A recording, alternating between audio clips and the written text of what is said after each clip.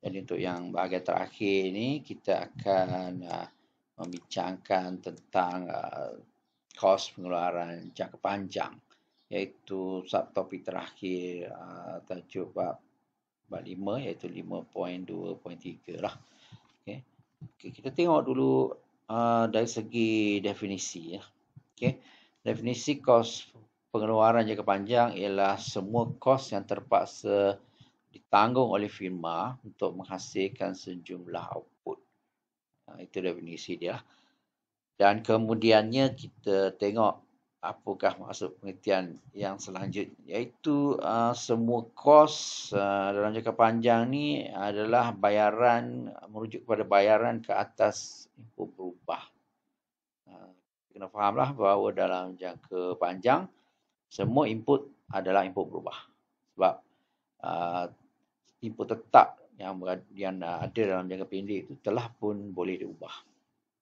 Jadi dalam jangka panjang dah tak ada lah. Tiada input tetap. Jadi bila tiada input tetap, tiada kos tetap. Jadi bila tiada kos tetap bermakna dalam jangka panjang semua input berubah, maknanya semua kos tu kos berubah lah. Jumlah kos tu sama dengan kos berubah lah. Sebab jangka panjang tak ada kos tetap, tak ada input tetap. Okey, dan dalam jangka panjang ni pengusaha perlu bijak dalam menentukan saiz loji ya. Dia perlu bijak dalam memilih saiz loji ataupun kita panggil memilih kuantiti keluaran supaya kos pengeluaran yang dihasilkan itu dapat diminimumkan, dapat dikurangkan. Okey. Dan sudah pastilah penentuan kos pengeluaran jangka panjang tu dia bila dapat ditentukan, maknanya jangka panjang ni merupakan satu jangka masa penentuan kos pengeluaran lah. Okey. Bagi firma sebab dia dapat memilih saiz loji yang dia sukai lah pada kuantiti keluaran yang keberapa. Yang penting dia akan mempertimbangkan dia akan keluarkan pada keluaran yang mana kos yang paling rendah lah, paling minimum. Okey. Okey, kita tengok kos pengeluaran jangka panjang dengan lebih jelas lagi. Dalam pembincangan kita untuk kali ini, kita akan tengok bagaimanakah kos purata jangka panjang ni, ataupun kita kenali juga sebagai LAC ni, Long Run Average Cost ni, terbentuk lah. Dia terbentuk ni ada proses dia. Jadi di sini sangat penting lah untuk para pelajar mengetahui proses bagaimana kos purata jangka panjang LAC ni terbentuk. Dia terbentuk hasil gabungan titik-titik terendah kos purata jangka pendek. Jadi dia berkaitan dengan jangka pendek jugalah. Dari segi kos purata jangka pendek itu mempengaruhi bentuk kos purata jangka panjang. Jadi kita tengok dulu. Jadi keluk LAC ni memang kalau dia tulis ni dia berkaitan dengan pemilihan saiz loji. Sebab kita faham dalam jangka panjang ni dia boleh pilih, tapi dalam jangka pendek dia pilih loji pada kuantiti tersebut saja. Okey.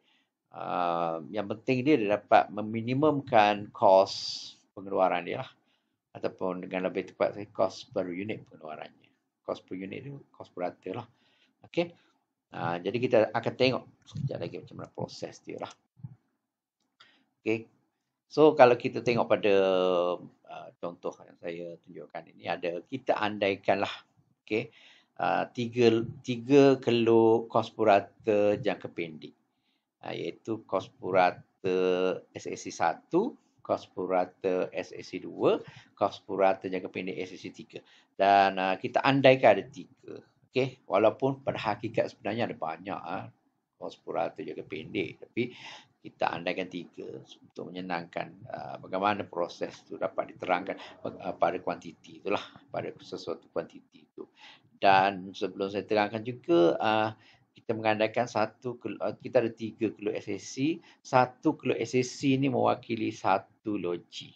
Okey, 1 loji. Maknanya SAC 1 ni loji 1, SAC 2 loji 2, SAC 3 loji 3. Loji ni ialah satu kaedah pengeluaran yang digunakan oleh firma untuk menghasilkan produk.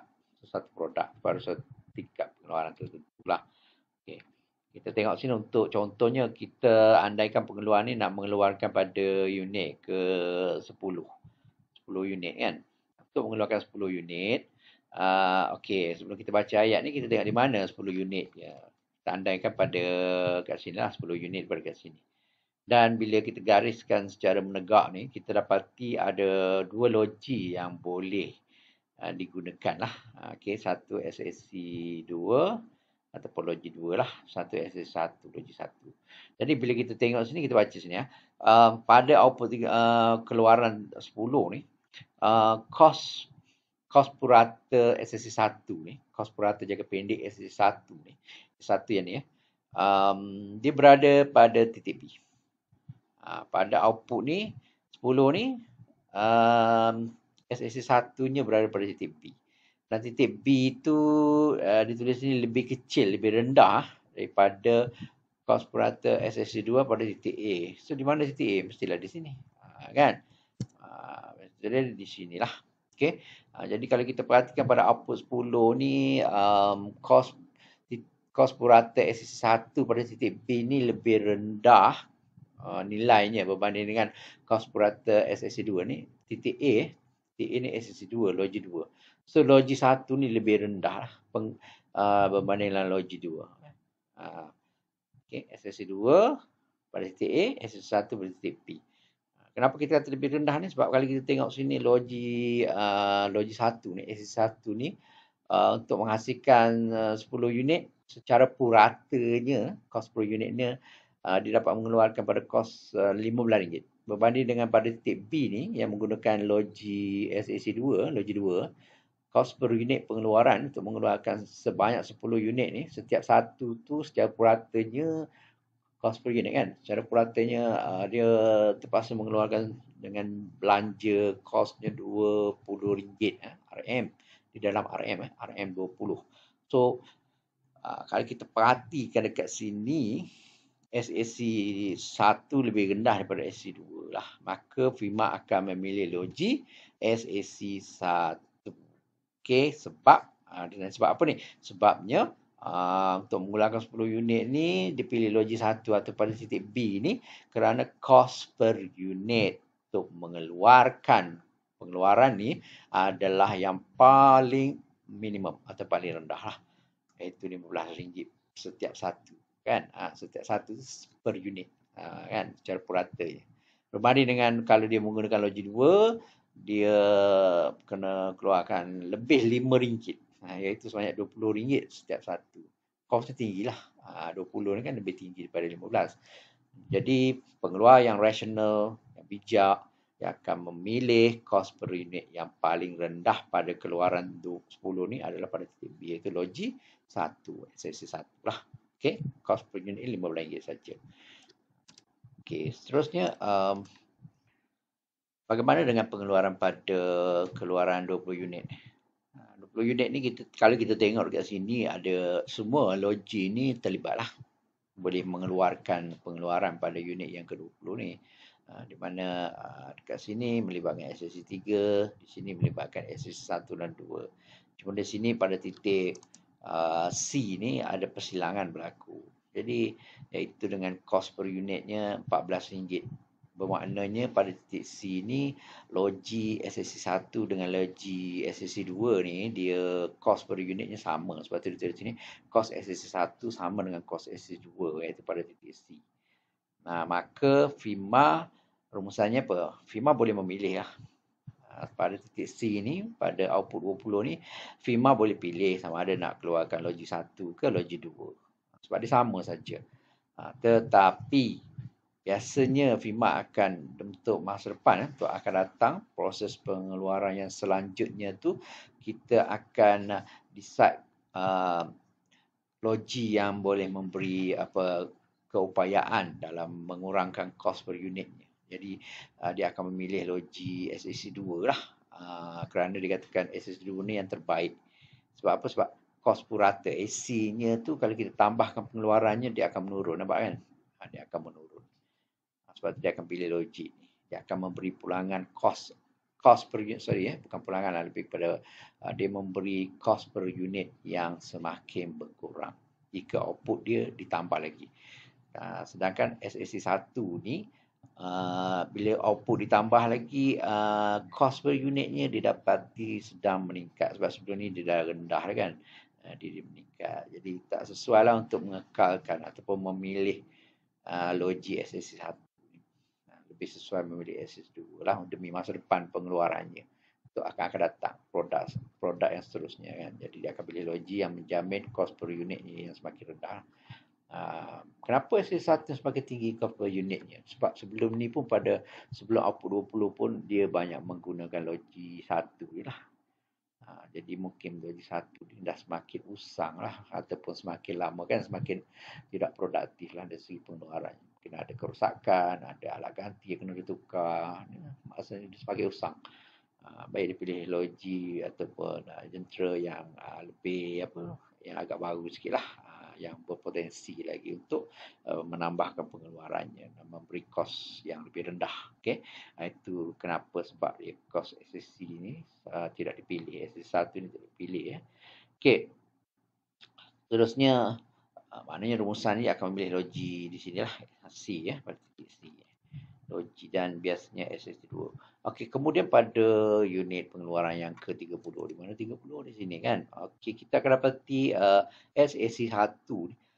SSC1 dia sama dengan SSC2. SSC3, sorry ya. SSC1 sama dengan SSC3 pada titik D. Kat sini titik D titik D nampak kan. Dia melibatkan SSC1 bersilang dengan SSC1 bersilang dengan SSC3 pada titik D. Tapi SSC1 yang bersilang dengan SSC3 pada titik D ni dia lebih besar, lebih tinggi nampak, melebihi daripada cost per unit SSC2.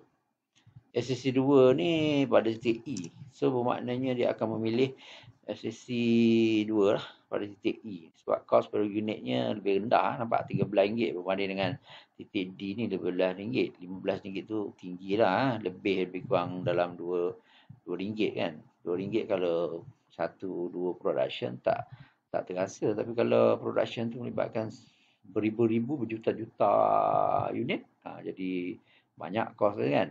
Jadi dia akan memilih kos per unit yang lebih minimum, yang paling minimum lah. So yang paling rendah pada output ni 30 ni pada titik E, iaitu melibatkan logi yang dikatakan efisien lah, iaitu pada SSC2. Kos per unitnya agak rendah, yang paling minimum. So dia akan memilih logi SSC2. Kalau tanya sebab apa? Sebab cost per unit SSC2 adalah yang paling minimum. So sama dengan jawapan yang di atas sebelum ni.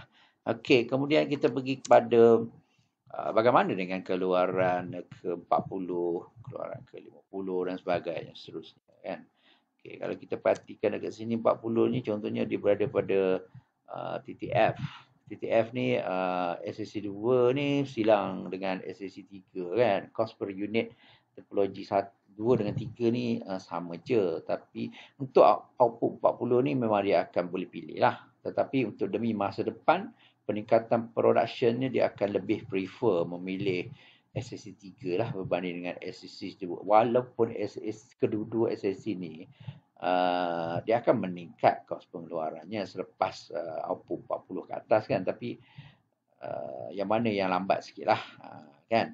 Jadi dia akan pilih SSC3 lah berbanding SSC2 yang sangat cepat, kos dia meningkat. Jadi tak efisien lah. Dia akan pilih SSC3. Okay. Dan pada 40 dia boleh pilih sebab kosnya sama saja. Okay. Sama saja. Okey, kalau yang pada output 50 ni ada dua SSC, SSC2, logi 2 pada titik G, satu lagi SSC3 atau logi 3 pada titik H. Jadi kita sedia maklumlah bahawa firma yang bijak, firma yang bagus, dia akan memilih kos pengeluaran per unit yang paling rendah, yang paling minimum pada output tersebut lah. Jadi pada output 50, kos per unit yang paling rendah adalah pada titik H, iaitu yang melibatkan logi SSC3. Jadi dia akan pilih logi 3 lah, SSC3. Okey. So dia tak akan pilih SSC2 lah sebab kos per unitnya tinggi pada waktu itu. Okey. So, itu berkaitan dengan kos purata jangka panjang. Okey, kos purata jangka panjang yang ada hubung kait dengan kos purata jangka pendek. Walaupun saya terang ini kos-kos purata yang ada ni kos purata jangka pendek, tapi kita nak bagi tahunya dengan pemilihan dalam jangka panjangnya, kesimpulan yang kita boleh buat apa dalam jangka panjangnya. Bila kita sambung-sambung, nampak ni garisan ni kan. Garisan inilah LAC jangka panjang. Bila kita sambungkan titik-titik terendah bagi setiap pengeluaran daripada kos purata jangka pendek itu dalam jangka panjang, maka kita dapat menghasilkan teluk kos purata jangka panjang. Kan? Kita sambungkan titik kos purata jangka pendek ni, maka terhasillah teluk kos purata jangka panjang yang berwarna merah ni lah. Maksudnya kos purata jangka panjang ini terhasil daripada sambungan titik-titik kos purata jangka pendek. Jadi bila kita hilangkan, bila kita hilangkan yang jangka pendek ni dalam jangka panjang, jadi inilah teluk kos purata jangka panjang atau dikenali sebagai LAC. Okey. Dia berbentuk beginilah, kerana dia berbentuk begini pun kerana ada 3. Kita andaikan pada awal huraian kita ada 3 keluk sahaja, keluk kos purata jangka pendek. Okey, jadi dia berbentuk seperti itu. Bentuk tu menunjukkan bahawa bentuk keluk LAC yang berwarna merah ni dia dia turun, kemudian dia minimum, kemudian dia naik balik kan. Dia seakan-akan itu. Maknanya dia menyambungkan titik-titik kos purata yang paling rendah, paling minimum pada setiap tingkat keluaran. Okey, jadi secara kasarnya pembentukan keluk kos purata jangka panjang tu dia beginilah sebenarnya. Sebab hakikat sebenarnya keluk kos purata jangka pendek ataupun keluk SAC ni dia ada banyak sebenarnya. Cuma kita buat andaian tadi ada 3 saja keluk SAC yang mewakili 3 logi, tapi sebenarnya pada hakikat, pada realiti sebenarnya dalam proses pengeluaran tu sebenarnya ada banyak keluk kos purata jangka pendek, ada banyak logi-logi yang terlibat.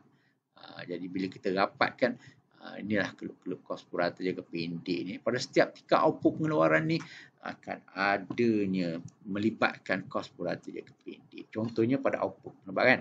Output ni kos purata jangka pendek yang dipilih yang ni. Ni dipilih pada ni. Dia tak pilih pada SAC ni ataupun SAC. Sama lah, dia akan pilih kat sini. Pada output ni dia akan pilih kat sini sebab ini yang paling rendah. Pada output Q ni dia pilih pada titik kos per unit yang paling rendahnya yang sini. Iaitu melibatkan SAC 5. So dia tak pilih logi ni lah sebab ni kos per unit agak tinggi. Sama dengan output ni dia akan pilih sini sebab output ni tak sesuai untuk menggunakan logi SAC 7 dengan SAC 6. SAC 7 dengan SAC 5 dia akan memilih logi 6 SAC 6 sebab kos per unit logi 6 adalah paling rendah pada output. Sama juga pada output ni, dia akan memilih SAC 7 sebab kos SAC 7 tu, logi 7 tu kos per unitnya adalah paling rendah. Kalau dibandingkan dengan SAC 8 kat sini masih tinggi lagi kos per unitnya lah. Pada output yang ini kita tak boleh output berapa ni, tapi kita fahamlah pada output ni dia akan pilih yang paling rendahnya pada melibatkan SAC 8 berbanding dengan SAC 9. Pada output ni dia akan memilih logi SAC 9. Okey, sebab ada satu je pun.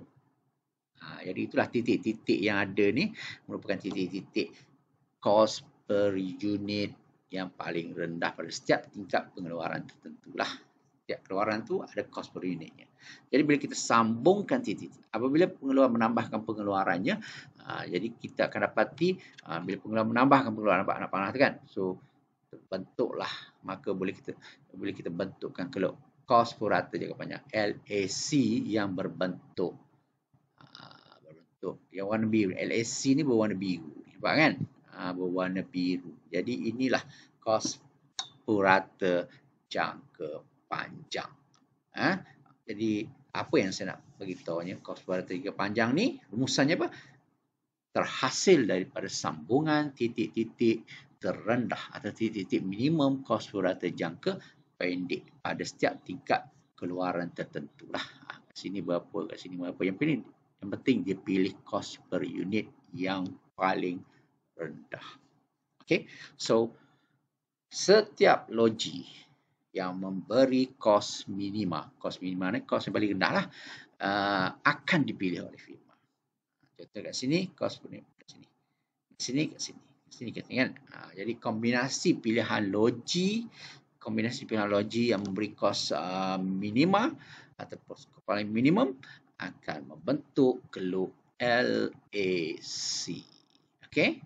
Akan membentuk geluk LAC lah. Jadi kita faham sekarang bahawa LAC ni adalah terbentuk daripada gabungan geluk kos purata jangka pendek. Pada kos purata jangka pendek yang minimum lah. Okey. Okey, sambil kita hilangkan semua kos purata jangka pendek tadi, makna inilah bentuk geluk kos purata jangka panjang LAC yang berbentuk, yang dikatakan berbentuk U lah. Kalau kita tengok LAC pun berbentuk U juga, tapi jangka panjang pun dia turun apa titik yang paling minimum pada kuantiti keluaran Q, kemudian dia naik balik. Okey, itu sifat geluk kos purata jangka panjang lah, LAC. Ataupun setengah buku tulis LRAC. Okey. So, kita pergi kepada hubung kait antara SAC dengan LAC ni dengan lebih jelas. Okey. So, apa yang saya nak bagi tahu dekat sini ya, kalau LAC seperti yang kita baru tengok sebentar tadi, terbentuk ataupun terhasil daripada gabungan sambungan titik-titik kos purata yang terendah. Sebab kita tahu dalam setiap apa pengeluaran ni ada banyak geluk kos purata, ada banyak logi-logi yang terlibat. Okey, kita dah faham dah tentang perkara tu sebab kita dah tengok dah sebelum ni penerangan daripada contoh geluk kos purata jangka pendek yang ada 3 tu saja. Kita nak tengok konsep asas dia, macam mana dia memilih kos terendah, kemudian geluk yang ini. Jadi so dalam sebab LAC ni jangka panjang kan, dan jangka panjang firma boleh memilih saiz logi yang memberi kos yang minimum, kos yang paling minimum lah. Jadi kalau kita tengok dekat sini dalam jangka panjang, dia boleh pilih ke mana. Biasa dia akan pilih kos yang paling minimum dekat sini lah. Ni yang saya tunjukkan cursor saya ni.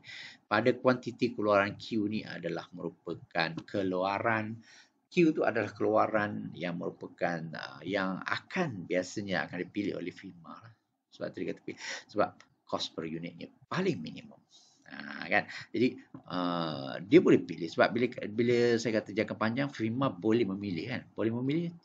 Mungkin dia boleh pilih kat sini, dia nak pilih kat sini pengeluarannya pada kuantiti keluaran ini, tapi biasanya dia akan pilih logi yang paling minimum pada keluaran Q lah. Okey. Kombinasi pilihan logi yang memberi kos minimum akan membentuk LAC. Seperti yang kita bincang sebentar tadi lah. Sambungan titik-titik ni ataupun kita panggil kombinasi pilihan logi-logi yang akan memberikan pembentukan geluk LAC. Okey, kita faham kenapa LAC berbentuk U. Kita sambungkan titik-titik kos purata jangka pendek yang terendah pada setiap keluaran. Okey. Sedikit rumusan daripada penghasilan geluk ataupun pembentukan geluk LAC. Kita nak tengok hubung kait antara SAC dengan LAC tu. Yang pertama sekali dari segi titik sentuh LAC adalah sama dengan SAC. Sama ciri, sifat dia. Kita tengok kan titik sentuh. Dia bersentuh, bermakna dia bersentuh. LAC yang bersentuh dengan SAC ni, dia tidak memotong. Istilah ni dia tidak memotong, tapi dia menyentuh. Kalau istilah matematik kita panggil menyentuh secara tangent. Tangent maknanya SAC berada masih lagi di atas LAC lah. Kalau kita tengok tak ada pun bila kita buat ni SAC yang terkeluar jatuh lebih rendah daripada LAC, tak ada. SAC akan tetap berada di atas LAC. Tapi apa yang kita titik sentuhnya dia sama sifatnya macam mana? Okey, kita tengok yang pertamanya semasa LAC sedang menurun. Okey, di sinilah titik A, titik B, titik C ni. Ini titik-titik A, B, C, D ni adalah titik-titik semasa geluk LAC yang sedang menurun. Semasa LAC sedang menurun, merujuk pada titik A, B, C, D ni, ia akan menyentuh atau tension dengan keluk SAC yang juga sedang menurun. Nampak? Nampak? SAC yang sedang menurun juga. Sebelah kiri SAC lah. Kat sini pun sedang menurun juga. Sini pun sedang menurun. SAC ni sedang menurun. Okey. Kalau saya ambil titik SAC 2 ni kan, titik minimum SAC 2 kat sini. Bukan pada persilangan sini. Sini. Nampak macam kat sini. Jadi dia bukan sentuh kat titik minimum SAC, tapi dia sentuh pada titik sebelah kiri semasa SAC sedang menurun. Okey. Jadi LAC yang sedang turun bersentuh atau bertangent dengan SAC yang juga sedang menurun. Itu sebelah kiri SAC lah. Maknanya sebelah kiri LAC bertangent dengan sebelah kiri SAC yang juga sedang turun. Okey. Itu maksudnya. Di sebelah kiri keluk lah. Okey. Dan kalau kita tengok pada semasa LAC sedang meningkat, itu merujuk pada titik LTHI. Ini LAC yang sedang meningkat ni. Semasa LAC sedang meningkat, ia akan bersentuh ataupun bertangent dengan SAC yang juga sedang meningkat. Nampak? Maknanya, iaitu di sebelah kanan keluk SAC. Nampak? Titik minimum SAC, kalau saya ambil yang inilah, SAC 9. Titik minimum SAC kat sini. Tapi dia menyentuh pada titik A ni. LAC menyentuh dengan SAC pada titik yang mana SAC juga sedang meningkat. Sebab dia minimum kat sini, dia turun kan. Lepas tu minimum, lepas tu dia naik. Maknanya dia bila dia naik je, ada satu titik itu pada titik I yang menyentuh bertangent dengan LAC yang juga sedang meningkat. Sebab tu ayat dekat atas titik sentuh LAC adalah sama dengan titik sentuh SAC. Maknanya maksud titik sentuh LAC sama dengan SAC, maknanya semasa LAC turun, SAC bersentuh dengan SAC yang turun juga. Semasa LAC naik, LAC bersentuh dengan SAC yang sedang meningkat juga. Itu maksud dua ayat. Okay. Kemudian ada satu titik minimum. Nampak? Satu titik minimum. LAC turun kan? Minimum naik. So, titik E ni titik minimum. Titik minimum ni, semasa LAC minimum, dia kata apa? Dia menyentuh hanya dengan pada satu keluk SAC yang betul-betul juga minimum. Kat sini lah. Hanya satu saja titik minimum SAC yang bersentuh dengan LAC yang juga LAC pun mencapai tingkat minimum juga lah. Iaitu pada titik E. Maknanya pada titik E ni dua-dua SAC dengan LAC tu mencapai tingkat minimum. Dekat sini bukan minimum dekat sini minimum kat sini. Maknanya dia bersentuh sebelah kanan. LAC ni bersentuh sebelah kiri kan. Jadi dia bukan bersentuh pada titik minimum. Di sini saja. Titik minimum LAC dicapai apabila dia menyentuh dengan titik minimum SAC. Iaitu kat sini SAC 5 lah. SAC 5 ni bertuah lah. Sebab dia menyentuh pada titik minimum LAC. Okey, itu dia hubung kait antara SAC dengan LAC. Dari segi pembentukan. Complicated. Nampak macam complicated. Pasal banyak keluk. Tapi sebenarnya very simple konsep saja. Mungkin nak urai tu kena praktis sikit lah. Kalau tak praktis, susah nak urai. Okay? Tapi apa-apa pun kena faham. Kena faham. Buat karangan sikit. Explain seorang-seorang. Duduk seorang-seorang. Okay. Lepas tu kita explain. Kalau ada rakan, kita minta saya nak terang kepada awak macam mana. You dengar, boleh komen. Macam tu cara kita nak. Kalau kita baca saja, lepas tu kita dah faham. Lepas tu kita duduk diam, tak boleh. Dia kena ada sokongan dari segi nota sikit, dari segi catatan kan, dari segi kita mengurai balik. Macam tu baru praktikal. Kita punya pemahaman tu lebih mantap lah. Okey, rumusan yang terakhir yang saya boleh, ataupun perbezaan yang terakhir yang saya boleh katakan tentang SAC dengan LAC ni ialah dari segi bentuk. Bentuk dia memang U. Kedua-dua ni, SAC dengan LAC ni U lah. Cuma SAC berbentuk U ni agak kecil lah. Banding dengan bentuk ULAC. Tapi yang penting lagi perbezaannya ialah bentuk SAC ni disebabkan oleh hukum pulangan sud. Okay? Hukum pulangan sud ni maksudnya hukum pulangan sud berkurang lah. kumpulan sub. Tapi saya sebut kumpulan sub tu kenapa? Sebab kumpulan sub ada kumpulan sub tambah, kumpulan sub kurang kan. Tapi rumusannya bentuk keluk kos purata jangka pendek SAC adalah disebabkan oleh hukum pulangan. Sama ada tambah atau berkurang lah. Okay. Disebabkan hukum pulangan. Pulangan sub lah. Okay. Tu. Tapi kalau keluk LAC pula yang berbentuk U ni, dia disebabkan oleh, dia bukan hukum pulangan. Dia disebabkan oleh, ini kena faham ekonomi bidangan dan disekonomi bidangan. LAC berbentuk U bukan disebabkan hukum pulangan, tapi ekonomi bidangan dan disekonomi bidangan. Okay. Ekonomi bidangan tu yang paling diingini adalah pada titik yang paling minimum tadi lah. Bila capai titik minimum tu, ekonomi bidangan. Okay. Itu yang ingin dicapai oleh setiap firma dalam proses pengeluaran lah. Sebab kos per unitnya paling rendah, paling minimum. Jadi kalau disekonomi itu ialah peningkatan kos per unit semula lah. Apabila output pengeluaran ditambah, maknanya dia melibatkan peningkatan kos per unit semula. Okay. Dis tu. Ataupun ada setengah buku dia tak sebut disekonomi, dia sebut tak ekonomi pun sama maknanya dengan dis lah. Okay. Jadi kena faham lah tu. Okay. Maknanya kita akan tengok pada kuliah yang akan datang tentang ekonomi bidangan dan disekonomi bidangan. Ada banyak jenis ekonomi bidangan, tak ekonomi bidangan dan juga faktor-faktor yang mempengaruhi ekonomi bidangan. Okey. Tapi belum masa untuk kita masuk bincang yang ini. Kita lebih nak memahami perbezaan.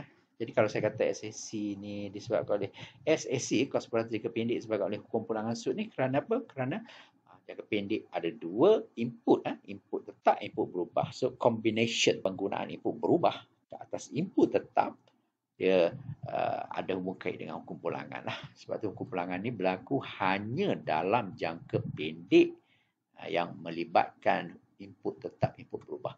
Tapi kalau jangka panjang dah tak ada input tetap, so dia tidak terikat dengan hukum pulangan lah. Dia ada LAC ni dipengaruhi oleh ekonomi bidangan dan tak ekonomi bidangan ataupun disekonomi bidangan. Okey, itu sajalah.